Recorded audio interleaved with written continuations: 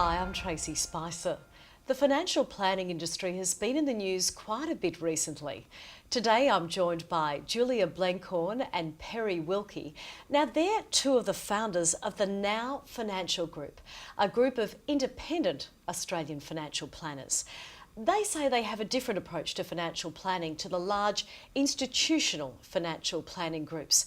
I'd like to ask them a little bit about that. Hi, thanks for joining us. A lot of people are nervous about going to financial planners. Why is there a need for such a service, Julia? Well, for a start, a very simple analogy is, would you start a road trip without a roadmap? You know, you've got to have a plan and you've got to have a coach to help you get there. So we often get asked by people, by our clients, oh, you know, I don't think I need a planner because I don't have any money. Well, they're precisely the type of people that need a planner. Because to create wealth, you've got to have a plan. It's a really great analogy. Perry, why do you think there's a necessity? I think it's a journey, and we call ourselves life planners because it really is taking them on a journey, and it doesn't matter where they are on the life cycle, whether it's starting off with our young kids and what do we do up to like a mother-in-law going into retirement and how do you do it. And I think it's the issue with that is overcoming the fears and trying to break down those fears to actually do what they need to do. And we help them do that. And that's where that coaching, I think, Julia, you're spot on with the coaching. We consider ourselves life coaches. Life coaches. It's interesting, a lot of those fears are surrounding the sales-driven culture inside the big banks, which has been described as profit at all costs. What is the difference between a small independent firm like yours and the big institutional financial planning? If you come to a small firm like ours, you'll get advice, not a product. All the big institutional financial planners are paid by how much they sell on volume. If you come and see us, you'll get advice which may not even involve a product. Somebody might come and see us and at the end of the meeting we're just doing some budgeting or some debt consolidation or setting up a savings plan. And more often than not, there's not a product involved. So the first meeting's all about finding out about their needs and their goals, and then you come up with some strategies that may or may not involve a product. So the huge difference is we give advice. Yet the corporate regulator ASIC has recently delivered a damning report on the entire industry. Are practices changing? Absolutely, and they need to change. We've been doing the things that ASIC and FOFA regulations have been talking about for the last 2 years, for the last 10 years. We've been charging fee for service for our clients. We've been acting in their best interests. We've been giving them a service, not a product. All the things that ASIC is now saying, you know, a financial planner should be doing for their client, we've done for years. Perry, it must be incredibly frustrating being lumped in with the same group. It is very frustrating. I guess when we're providing advice and when we know that 100% of our clients are coming from referrals, to be lumped in with the product providers is very frustrating because we're actually providing that advice service and that's where our business is growing and coming from. There was a recent survey by Macquarie that actually went to clients that have an advisor, and there was 3 key areas that they hit, and that was that, do they know and meet my objectives? So are they thinking, the empathy? The second was, are they communicating and keeping me up to date with how am I doing on that journey? And then the last one, which is I guess what we pride ourselves on, is priority. Are we moving ahead, being proactive on what they're trying to do? Because you don't know what you don't know, so you don't know what question to ask. However, another survey, the Roy Morgan Researchers' Image of Professions survey, showed only 25% of the population rated financial planners as either high or very high for ethics and honesty. How do you go about changing that image? I think that for our clients, they have a totally different image to that. When you're dealing with a non-institutionally owned financial practice, you don't have the same problems with ethics because we are going to be looking after your best interests. We're going to be asking what your needs are, what your goals are. We want to partner with you on a journey, your financial journey. So our ethics are what you want. They're not based in a product or in a certain area that our employer wants us to go in. We listen and really listen to what your needs are and help you get where you want to be. And I think to add to that, the clients always have control. one of the things that we don't take away from is control. We're a coach. So we're just leading them on that journey, helping them down. There's lots of different ways that you can go on that journey. We call it the submerged rocks. You know, you're going to run into. There's never a straight line on how you're going to deal with it. So we make sure that we have contingency plans that help them along that way. So how does this look, say, for me as the customer? I think first of all it's client, because it's a long-term relationship. It's not a transact. I think the biggest difference is that we're not transactional. You know, we're giving advice, so it's an ongoing, long-term commitment to each other. You know, part of what I always say to my clients is, we'll come up with a plan and we'll help you do it, but you have to commit to doing that plan with us. So it's a journey, and when you're entering into a journey together, there's your ethics or your commitment to each other to going forward. Yes, well, I mean, one of my most proudest moments was about a year ago when a client that I'd had for 8 years, when she first came to see me, she was living at home with Mum, had no money saved whatsoever and was living sort of hand to mouth, and she said, I want to buy a unit. And I said, we can do that. We just have to put a plan together. So we put a savings plan together, and she saved in the beginning $20 a week. No products involved, just saving away. And every windfall she got, she put into that account, and she saved a sizable deposit. And it was just fantastic having a celebratory drink with her last January as we walked over the threshold of her little apartment, and she's so proud of herself. And in 8 years, she achieved what she set out to do, and that's about partnering in the journey. You know, there's lots of shiny, bright things to distract us along that journey, but we just get back up on the bike and start saving again and start working towards our goals, and then we achieve them. And that, for me, is just the best part of this job. That's gold.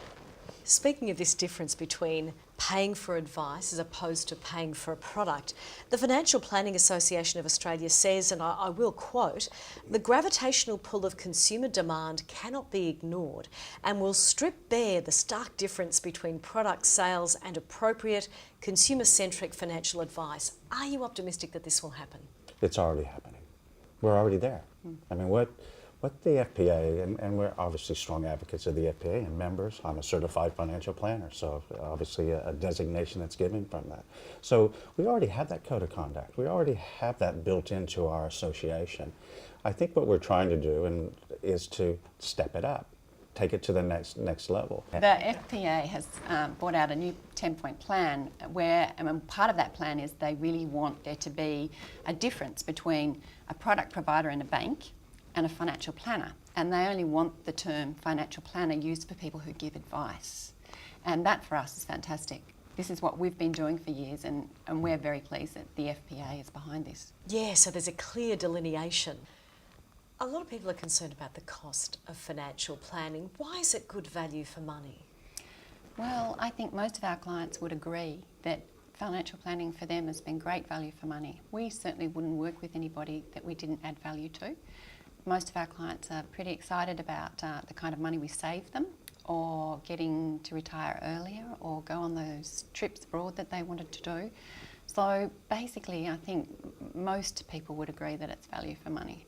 I'd agree with that. I think another example is the fear factor is the legislative change, and it's constantly happening. So in the latest budget, whether it goes through or not, we're talking about moving the retirement age out, and that's a worldwide thing. So what are the strategies? I don't want to have to work till 70 perhaps, or maybe I'm happy to, but I want to be able to have those options to be able to do it beforehand. So if we're helping them on that journey, how do you put a price to say, I want to retire at 50 or 55 even? And so it's setting up, I guess we get lost in this, how much, you know, and they talk about superannuation. Most of our strategies aren't just super, are they? It's all the non-super strategies to say, well, if I can't touch it until I'm 65 or 70, how am I going to? If the age pension's not going to be available, you know, I say to my children, don't bank on it. It just may not be there. At best, it's going to be an insurance. So how do we ensure that you reach those goals? I mean, you can't put a price on longevity. And I think that's what we talk to our clients about, is that longevity. We keep living longer. How can customers ensure an advisor is acting in their best interests? Oh, again, I think stories are a good way to illustrate this. We had a client some time ago now and went to visit them. They'd called us. They just wanted income protection. So that's just a life insurance product. He was a plumber. He needed it to get onto a work site. We arrived at the apartment sitting on cardboard boxes, very heavily pregnant wife. and said, well, maybe we should look at some more cover for you, seeing you're about to have a baby and obviously settling down. And we had a discussion with him. In the end, he decided to take life insurance and then some trauma insurance, as well as the income protection insurance. And in 9 months, he'd claimed on all three. He'd died, and he left behind a very young baby and new wife. She's still a client of ours now, and she believes very, very heavily in life insurance. And she said, you saved me from a life of hell. So she bought a little house in DY, and she was able to then bring up her child and work part-time. But she would never have been able to do that if we hadn't sort of had that discussion with her and was acting in her best interests. You know, we walked into a situation there where it was, they just wanted income protection. But really we uncovered what their best interests were to cover themselves for the unforeseeable. And for them it was a very short time span, 9 months. Extraordinary. It is amazing. And those are the stories that we have. Every day. That's why we're passionate and why we're so lucky to be in an industry and a business that we're doing, that we're truly helping people. And it's very, very rewarding. I imagine you do a lot of good work around women as well, because every survey shows we're more nervous about financial planning, we don't have as much super as men. I'm very passionate about helping women financially. We find that we get quite a few clients through our doors who are in a mess financially that happen to be women just because of certain circumstances that have happened along the way, and they don't know where to begin, and they come to see us and we can relax them and make them feel that there is a way ahead and that there is a way out of this, because for a lot of them they haven't had any financial background and they've allowed their husbands to do everything for them. They've been out of the workplace, so they haven't been accruing super. So there's a whole lot of issues to address that we can do for them. I think part of that is also and our group is very much into the education. So we trickle feed, and a good client is an educated client. So you've got to teach them and take them through it. And if they understand this is why we're doing these things, they can't just say do it, because they're not going to. And I think that's where with women, because they may not have been the financial controller, except they wrote all the checks, of course, but in that particular situation of saying, well, how do I now make those decisions and feel confident about those decisions? And part of our role, I mean, I laugh that I studied accounting economics. It should have been psychology, because that's really what we are as a psychologist, aren't we? Helping them feel comfortable to make those decisions that they actually need to make. Your great empathy for your clients really comes across in what you're saying. Why are you so passionate about this industry? This is the best job in the world. You get to take people to places they never thought they'd get to.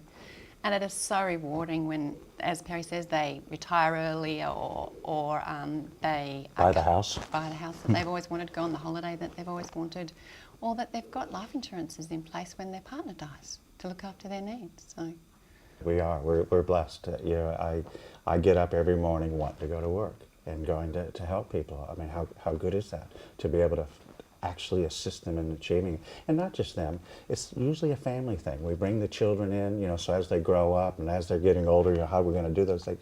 So it's a whole life thing, isn't it? It is. And it is intergenerational. It is intergenerational. We really encourage our clients to bring their children in so that they're part of their parents' plan, and also so that we start building a relationship with them. Well, thank you for sharing your passions, Perry and Julia. Thank you. Thank you.